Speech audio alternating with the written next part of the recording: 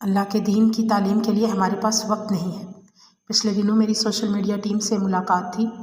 उन्होंने बताया कि इतने लंबे लेक्चर्स अब लोग नहीं सुनते।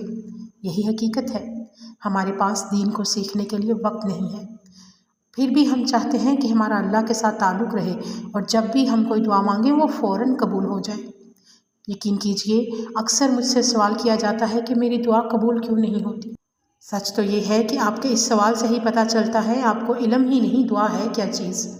माफ़ कीजिएगा, हम बस ये चाहते हैं कि हमने अल्लाह से दुआ मांगी और वो उसी वक्त मुझे मिल जाए, जैसे नाउज़ुबिल्लाह किसी मातहत को कहा जाता है। दीन की तालीम हासिल कीजिए। अल्लाह के साथ ताल्लुक़ की बुनियाद उसके दीन का इल्म है। फरमाने इलाही है, रोज़े महशर 2 लोगों के दर्जात बुलंद कर दिए जाएंगे।